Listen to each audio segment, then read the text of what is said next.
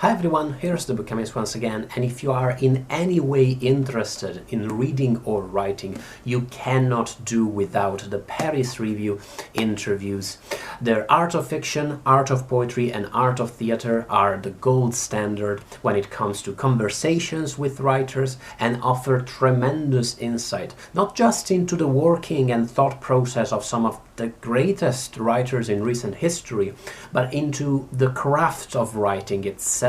When I say some of the greatest writers in recent history, I mean it. This is just volume 1 of this is another of the 4 volumes of collected Paris Review interviews that were published several years ago now, and this individual volume includes interviews with Dorothy Parker, Truman Capote, Hemingway, T.S. Eliot, Saul Bellow, Borges, Vonnegut, Joan Didion, and more. This will sound exaggerated, but almost any writer of import from the last few decades has been featured in the Paris Review interviews. What makes them so great, one of the many things, is that these interviews never focus too extensively on a specific work, say the latest work that writer had published at the time of the interview, or their most famous masterpiece.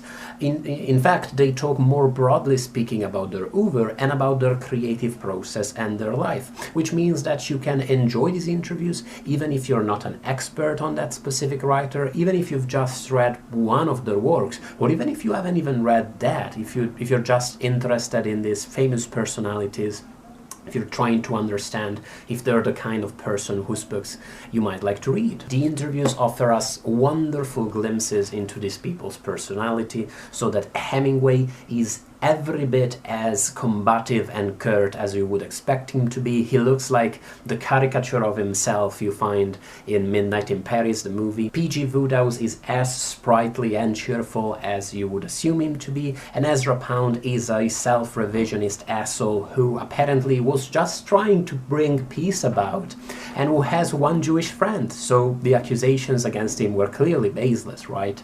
Faulkner is a bit of a bombastic Hemingway too, who gives out all of these big statements about the writer's career being about wrangling with these great forces. Philip Roth is a bit of a Hemingway 3, who also paints his job as this great fight and wrestling match with reality and representation and all of these forces at war within him, even though Roth tries, I think, tries to act like he's not that full of himself, and yet he comes across as a little bit.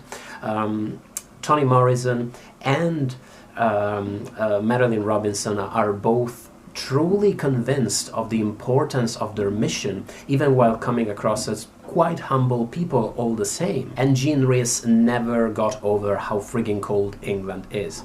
I feel you, my friend. I understand.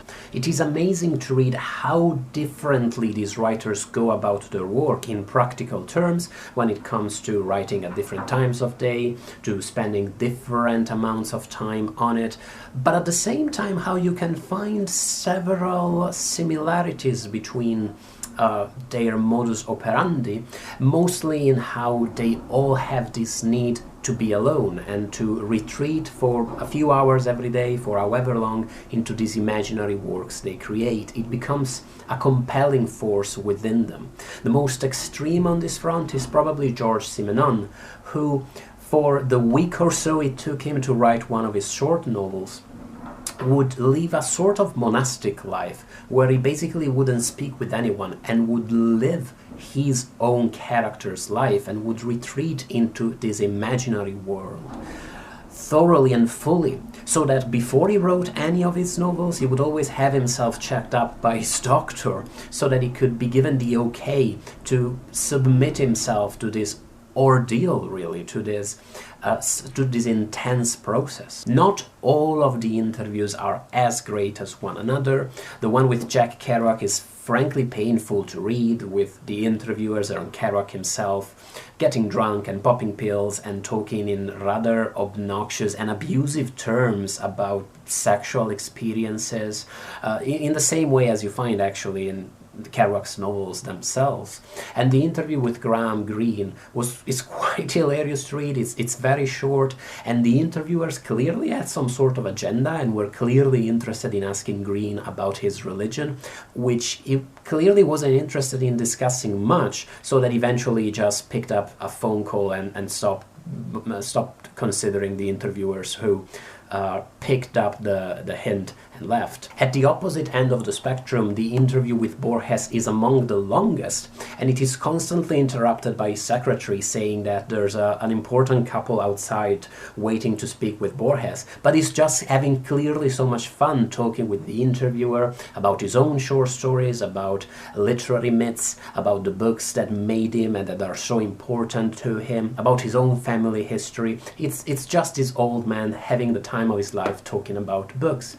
And that is the kind of feeling you find in many of these interviews, both those where the author tries to come across as super serious and dedicated, and those where with people like Salman Rushdie or David Grossman, who strike me as more down-to-earth sort of characters.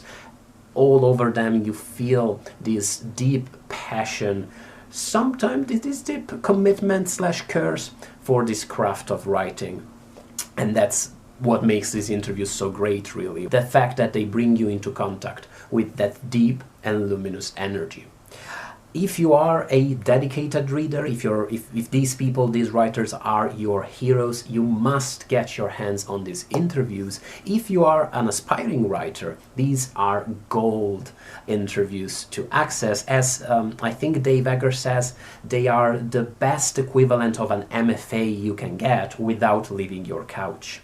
And it might sound a bit disheartening to read about these great historical figures talking about their writing while you yourself are a struggling writer, but I think it's actually the opposite. I think it allows you to understand the human behind these wonderful, masterful books that we read, and the fact that they are people like us, that they also kind of hate their first drafts, they also have to work a lot on what they're writing to get it right, they also have their doubts, even those like Faulkner, Hemingway, Roth that try to strike this warrior pose clearly have their concerns when it comes to their own writing, and that's really human and it's really relatable. And sure, these people made it and they wrote masterpieces and they're probably better than you, aspiring writer, but that's kind of fine. Life is not a contest. It's okay to be better or worse at something. I'm sure you cook a better lasagna than Philip Roth. I'm sure your boyfriend is hotter than Dorothy Parker's.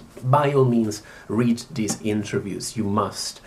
Get your hands on the paper editions, on the physical books if you wish.